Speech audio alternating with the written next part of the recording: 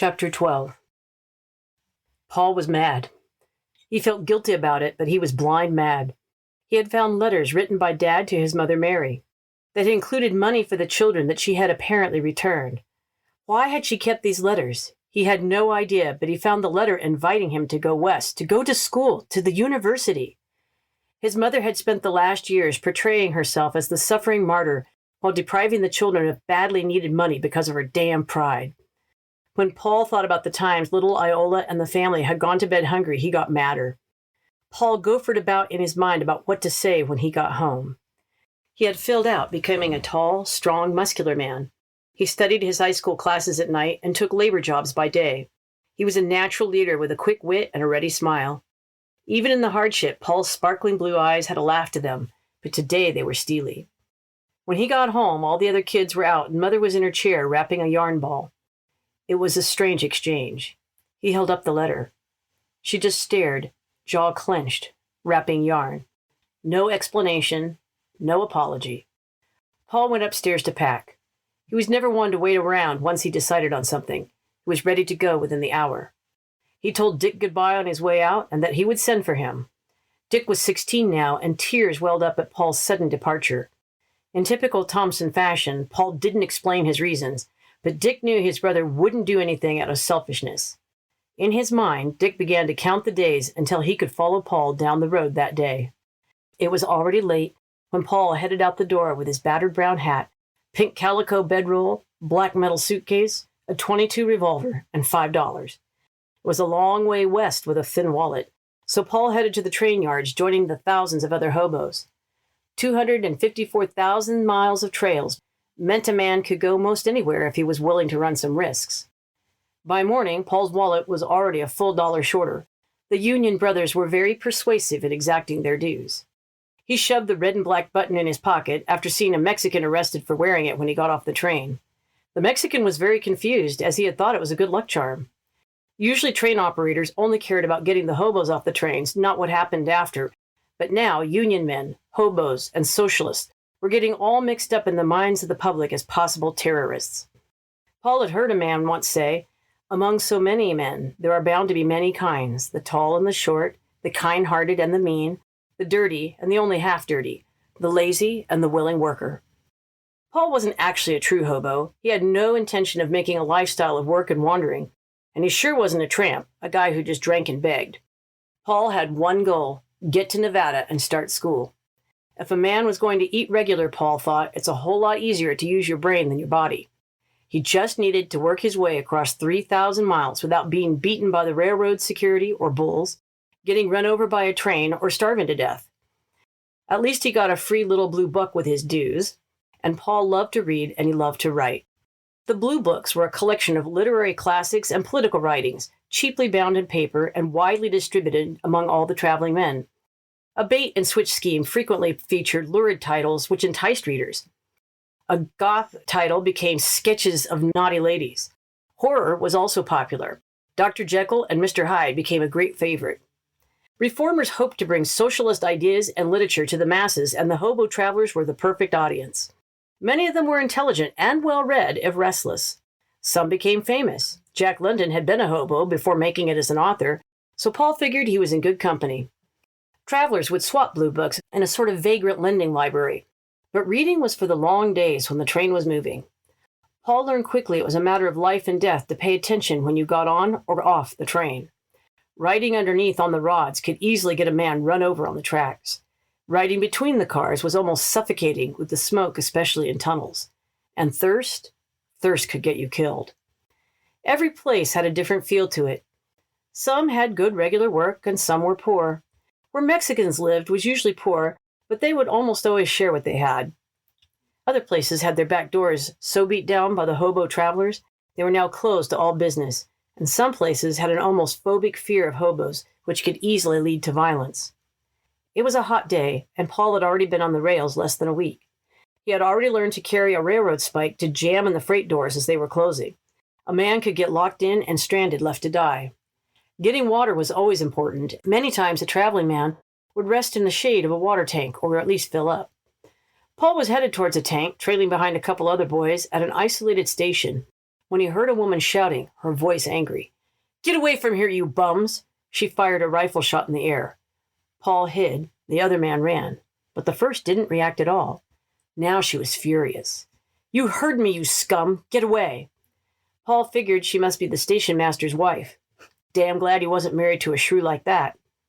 She shot again, this time intentionally gunning the man down right in the back. "Holy shit," muttered Paul under his breath. The hobo thudded to the ground, his chest blown out. She went over and rolled the body down the grade with her foot to make it look as if just another tramp had fallen off the train and been run over. The other traveler joined Paul in his hiding spot, breathless. Damn, just damn. Deaf Andy sure caught the westbound train the rough way. Paul asked, was he really deaf? Yeah, as a post. It's kind of a miracle he hadn't been run over. But this is just pure wickedness. Paul and the other man forgot their thirst and ran to catch the slowly departing train, making sure the train stayed between them and that murderous witch. Paul learned to read the signs left by other hobos, so he did not end up like Deaf Andy. Usually scribbled near a back door, there were symbols like a cat that meant kind woman, or a cross that meant talk religion, get food. He learned how to get along in the camps or jungles, making sure he always brought something to add to the communal pot euphemistically called mulligan stew. One poet was working out a ditty around the pot. One beau has an onion he pinched from a market, another potatoes in an ear of corn, leased from a farmer's field. Dandelions and sour dock, wild leeks and onion contribute to the family pot. Some bits and pieces of meat, a handful of navy beans carried in a pocket for a month. Cast every bean into the pot with a smattering of Bull Durham tobacco and lint. Dip in your cans, men, eat heartily, and with bellies full take your ease and drowse. Drinking was naturally popular. Some men would drink bay rum after shave, and some would squeeze canned heat through a sock for a drink. Whittling was also a favorite pastime, but Paul's favorite was the art of making hobo nickels. A fella could take one of those new buffalo nickels and etch them into new shapes. These little pieces of art were very tradable inside and outside the hobo community. Cougars, clowns, whatever the mind could imagine. There was always music of some kind in the camps. Often a humorous list of names would form an impromptu song. There was New York Joe and Buffalo Crow, Teddy and Rough and Rovers, One-Eyed Sam and the Tattooed Man, and the Bald-Headed Man from Dover, Louisville Lou and the Kalamazoo, and San Diego Kid, Mustache Pete and his long feet, and the Man with the Derby Lid. As far as Paul could tell, all he needed to do was put some noun in front of his name, and he'd have a genuine hobo moniker. He tried some out. Canned Ham Paul, String Bean Thompson, Corn Pone Paul, Sweet Tea Thompson. There was a definite theme going here. Paul felt like he had spent all his life hungry. His $5 expanded and contracted on the road, but there always seemed to be enough. He had been raised with the golden rule, do unto others as you would have them do to you. He shared what he had when he had it, and it seemed to work okay. He remembered a favorite quote from Jack London. A bone to a dog is not charity. Charity is the bone shared with the dog when you are just as hungry as the dog. It wasn't as hard for Paul as other young men. He'd always been a survivor, growing up poor in West Virginia. His big advantage was he was not one of the youngsters who started out on a lark. There were a good many teenagers who thought life on the road would be an adventure. Many of them didn't live past the first year away from home. Jack rollers stole their money. Jockers stole their innocence. Paul protected the youngest ones as best he could, a role he was used to as oldest brother. It pained him to see the youngsters he couldn't protect, but he had to move on. The worst were the girls. There weren't very many, but they would cut their hair short, muddy up their faces, and wear oversized clothes. One little waif stayed on Paul's mind. He named her Cinders in his thoughts. She couldn't be more than 12, though the pinched faces of hunger made them all look younger than they were. She was all curled up in a ball on a car, an older sister watching over her. The little one had a vacant stare and continuously chewed her nails to almost bloody stubs. Most of the folks in Ravenswood were decent enough. It was a surprise to Paul to witness the casual and incredible cruelty a man could have towards another human being. Around the jungle, Paul heard stories almost too horrible to be believed, stories he wished he hadn't heard. The traveling life was tough, but tougher on some than others. One night around the fire, the guys were sharing one of the worst that Paul had ever heard. A pair of boys had been slowly freezing on a train, one black, one white. They worked their way up to the engine where it was warm, begging for mercy. The engineer told them to shovel coal. The black boy refused. Without a second thought, the engineer smashed the boy's head with a shovel, then scooped him up and threw him in the firebox. Paul was never completely sure if some of these were just made up to scare the new guys or true, but what he had already seen was bad enough. Thankfully, Paul did not witness the worst of hobo life. There were warm days watching the countryside roll by, and days of scrambling for food in slimy garbage trough outside a restaurant. Days of fleas and bedbugs, and a day when the train nearly pitched him 1,000 feet into a canyon. Paul really came to appreciate the Salvation Army, or Sallies. They were a place he could always get some decent food and a safe place to sleep. Most of the guys just figured religion was a different scam on them.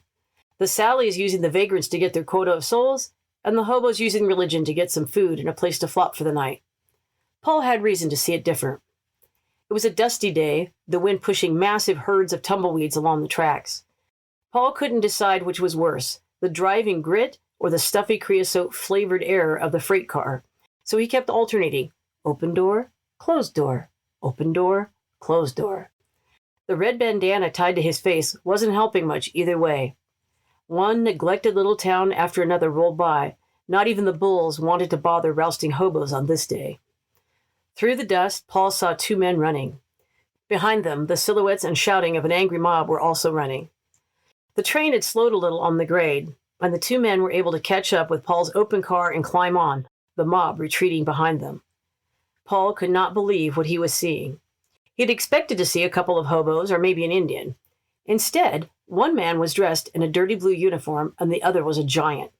When he stood up, he was over 6 feet tall and an easy 250 pounds with dark skin. A thick mustache was mirrored by thick brows set over clear brown eyes. Wearing crimson pantaloons, a jacket with thick gold braid, and a red fez, he carried a huge yellow, red, and blue umbrella with a Statue of Liberty on top. Paul figured him to be in his early 40s. Paul gaped. "Are you all from the circus?" Paul was just praying they weren't violent lunatics. The big man roared with laughter, joy and humor erupting from him like a volcano. "No, man, we just beat the devil. Praise God." Paul was getting a little nervous, fingering the .22 in his pocket, until the smaller man stood up, dusting himself off. Ignoring Paul, he turned to the big man. "Joe, I can never thank you enough for saving my life. That crowd was going to lynch me for sure. Surely there is no greater love than this, that a man lay down his life for a brother." Paul could see now these were 2 Salvationists, holiness preachers who were even more unpopular than hobos. Joe bear-hugged the man, his deep voice rumbling. "Sir, I've been shot at 5 times, in jail at least 50 times, beat and stoned and ridiculed, just like Paul the Apostle. But," he roared with a mighty laugh, "Jesus is mighty to save. We are not going to die until he is through with us." Joe extended his bare paw hand to Paul. "Joe's my name. My friends call me Joe the Turk," he said, thumping his chest. "Really, I'm Armenian, but Joe the Turk sounds better, don't you think?" Paul had to agree. They closed the freight door, and Paul shared water with Joe and John from his wool-covered canteen. It was warm, but cut the dust. There was no food, but Joe took the time off to show his umbrella to Paul. Open, it had slogan like, "Jesus saves," and "Heaven is real," and "So is hell." Joe had rigged lights with a little statue on top, and all the way around that lit up in different colors. Paul wasn't a fan of Bible thumpers, but he was a sharp observer of men. He could catch the slightest whiff of insincerity. These men were legit, odd but authentic. Paul was happy to sleep that night, knowing he was in their company and safe. The last thing he noticed was the bottom of Joe's boots. Brass tacks were embedded in the soles in the shape of 3 S's. He had to ask. Joe knew he would. "I make shoes, so all my shoes have saved from sin, salvation, soldier, and," he winked, "solid shoes. A man should take pride in his work and pay his own way." Paul just had to shake his head. These holy rollers were very strange but likable. The weather was much improved by morning, 100 miles down the track, and so was the mood of the railroad detectives. They were out in force, chasing and beating stowaways with enthusiastic vigor. Paul, Joe, and John were caught up in the sweep and dumped in the local jail with a bunch of drunks. The drunks must have been there a while, as the smell of urine against the walls was really ripe. Joe was ecstatic. He preached, he told his story of being a drunk and a barroom brawler. He was in tears, clearly loving these men he didn't even know, And when he told them how Jesus changed his life, Joe's message got through, and all 30-some prayed for God to forgive them. John would talk to the men individually, and they stayed up all night learning and singing gospel songs. Paul wasn't sure what to think. In the morning, they were all in the courtroom on charges of vagrancy, facing 30 days each. Suddenly, all the drunks that had been in the cell with Paul began to sing. With one voice, they sang salvation songs to a stunned judge. On inquiry, he heard the story and dismissed charges for all of them, Joe, John, and Paul. The Sallies headed to the local mission with their new converts. Joe grabbed Paul before Paul headed back to the train. "Here," he said, pressing some money in Paul's hand.